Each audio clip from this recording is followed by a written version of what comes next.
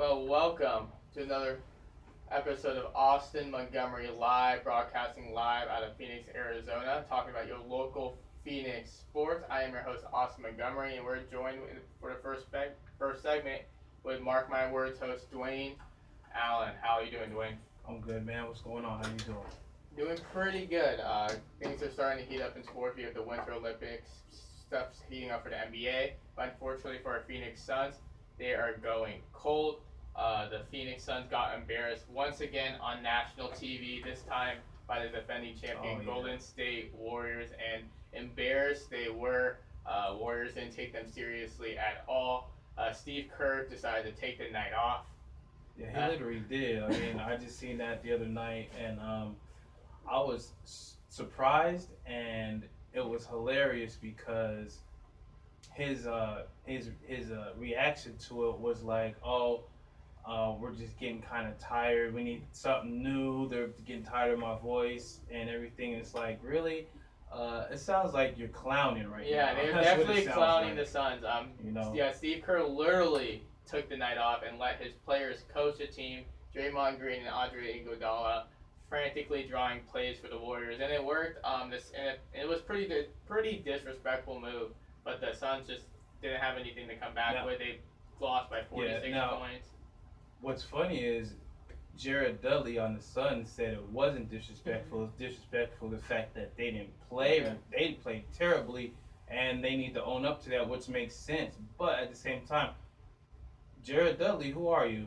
Yeah. That's my main question. I mean, my thing is, the coach of the Suns, they need to just get rid of him.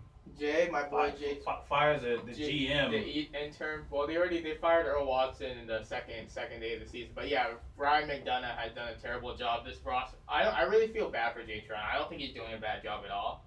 Yeah. Like, there's really not much you can like without Devin Booker. Like, what is left on this roster? You have Dragon Bender, Josh Jackson, Tyson. Alfred Payton has been a really good addition. But a lot of half of these guys wouldn't be getting 10 to 15 minutes on any other NBA teams. These are literally G League players getting NBA checks. I mean, the 15 man from the Golden State Warriors could probably be their number one starter in the Suns. That's how bad they are. And really, it's a disgrace to the fans. If you're a Suns fan, and fortunately I'm not, I would be disgraced. I would really want some kind of change. I mean, it looks like the ownership brass are really not trying to get a winning, not even a winning franchise, a viable franchise where you could spend money to watch. I mean, I went to the Knick game a few weeks ago. It was a good game, but then you had the team being really immature and, fighting with the Knicks with Enes Kanter, and Devin Booker gets thrown out of the game. It looks like it's a bunch of immature college kids still. Well, they yeah, they're all my age. Yeah, they're literally like all my age, 20 to 22 years old. I think the one positive last night, Alfred Payton, the new point guard they got from Orlando, did really well. I think he can be their point guard of the future. He shot 11 of 18 from the field, 2 for 4 from 3, scored 29 points, had 5 assists and 8 rebounds, and had a decent defensive rating for what you can for guarding Stephen Curry. He was pretty neutral. I mean, that's one positive thing. Yeah, to one say about positive the thing. Phoenix Yeah, Suns. so like without Devin Booker, yeah, this team is just absolutely lost. They've lost 9 of their last 10. They have the toughest remaining schedule in the NBA. They still have to play the Warriors 3 times, the Spurs twice. They still have another matchup with the Rockets and another matchup with Cleveland as well. So things are not. So the tank is definitely on, and thankfully for the Suns, there are a lot of top college basketball prospects that can help them out. But yeah, I feel bad for Jay Toronto. We're gonna have him we're gonna have Jay on the program in a couple weeks. I'm excited for that. But All right. yeah, but it's just really, yeah, I feel bad for Jay. He's doing the best he can as an interim coach, but the Suns are definitely gonna have to look to do something different for sure. And Ryan McDonough, the GM, for being there 5 years. I think Steve Kerr got to rub it in his face after he was fired as the Suns GM. So You know what? I didn't think about that. I think that was the issue right there. He kind of wanted to give it to the owner, say, hey, look, my team is so good, I could have them coach themselves. I mean, they were literally on autopilot. You beat the team by 45. I think the Suns really have to look at themselves. Yeah, so moving forward, talk a little bit to stay on top with the NBA. The trade deadline was probably one of the most crazy NBA trade deadlines. We had a lot of people swap players. The, the main central focus was the Cavs basically swapped a new team. They went NBA GM 2K mode, trading like 7 of their players away, and it ended up working. They got a lot younger. They gave away Isaiah. They turned Isaiah Thomas into Jordan Clarkson, Larry Nance. They got Rodney Hood. They traded away Dwayne Wade. They got Jeff Green. Like they have and George Hill. So, in the way they looked against the Celtics, beating the Celtics by double digits on the road, the Cavs are back. They're going to should be an interesting team. I wouldn't say the Cavs are back. I mean, we talked about this on our show last week, Mark My Word Sports Show at 7 p.m. on Thursdays, and it's a little honeymoon situation right now. Everyone's happy. It's new. Everything's new, fresh. You got that new car smell. So, you want to test a brand new Ferrari around, but you still have a good, 26 games. Let's see how they mesh. And when it comes to the Cavs and it comes to LeBron James, you always have to measure him as playoffs and finals are concerned. To me, I don't even watch him in the regular season. I watch little highlights, whatever, just like the Golden State Warriors. Well, this regular season is interesting, though. It's a foregone conclusion, to be honest Yeah, with you. but it's interesting because you're going to see how this team gets better. I think they're a better team on paper. I really like Rodney Hood. He's 6'8", can guard 3 positions, can shoot the 3, and is really athletic. Jordan Clarkson, kind of a rising up-and-comer. He kind of sit back on the back seat when the Lakers brought in Russell and Lonzo Ball. He didn't have the same usage rate as he had as a rookie. You can see getting more playing time, more balls in his hands. He can really be an efficient scorer. You have Larry Nance, who's really a good defender. George Hill can put the ball in the bucket as well. So you surround LeBron with a bunch of like B minus to B athletes around him. He can do a lot of damage. You still got Kevin Love coming on. Yeah, well, the main focus with this new squad is their length, their athleticism. They can defend, and they're young versus Derrick Rose, Dwayne Wade, and Shannon Fry, who are older on the ends of their careers. Injuries, plagued all 3 of them. So, they couldn't defend. You have a team that can defend. And another thing is, X factor really is Larry Nance Jr. He's actually from the Cleveland area. His dad played with the Cleveland Cavs years ago, the first NBA Slam Dunk champion, to all your listeners out there. And he's basically going home. So he's probably ecstatic going home, just like LeBron James, a hometown guy. We may see a bump in his productivity being a hometown kid for the fans. You know what I mean? Yeah, I definitely agree with that. But moving forward, we're going from the Cavs to a former Cleveland prodigy or Cleveland bust, Johnny Manziel. Man, I really... Johnny Football is etching a comeback. I could care less about that boy. I thought it was interesting. Johnny, he's been in the media. He had an interview with both Pardon My Take and Good Morning America yesterday, citing bipolar, how he was bipolarism and his dealing with depression with alcohol. And it seems like he's really, again, it's an interview, kind of, but he's really getting his act together and trying to make a comeback. He is signed to play quarterback for the Hamilton Tiger Cats. It's not even a guarantee he'll start. Like, the Hamilton had Jeremiah Masoli and Zach Collaros, who are pretty elite quarterbacks at the Canadian level. So it's not even guaranteed that's Johnny Manziel's job. That's something he's going to have to earn, which I think is really good for him as well. I think, to be honest with you, I really think he needs to just practice, play, work on himself. He doesn't need to be in the limelight. Yes, he wants to be contrite and, tell everybody he's changed, his ways, and that's good. He's still young, so he still has time. But if you want to get back to the league like he ultimately says he wants to do, you have to show us you can actually play. Yeah. And then what really, to me, is kind of disrespectful is when people are actually saying the Baltimore Ravens he may have a chance, but it's like, really? Like, no, I just think it's an interesting core because Johnny Manziel was one of the most dynamic college athletes in college football history.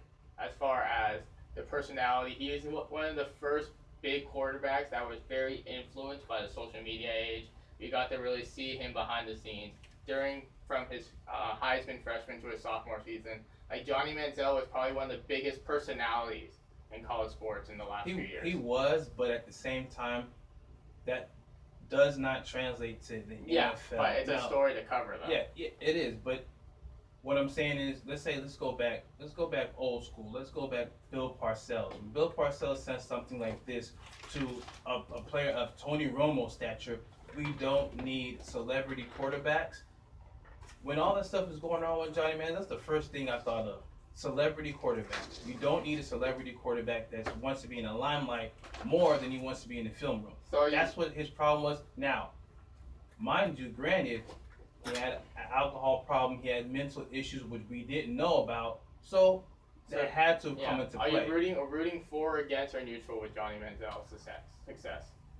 I have No interest. no interest at Okay. all. I'm changing the channel. I'm turning the page. You know what I mean? It's like, hey, if he is successful, great. You know what I'm saying? It's a success story. Everyone loves a comeback story, but there's more important issues than this Johnny football. Okay, yeah, I agree. I'm rooting for Johnny. We're gonna turn the page by talk to you about the Charlie King promo in celebration of Black History Month on Friday, February 16th at 7 p.m.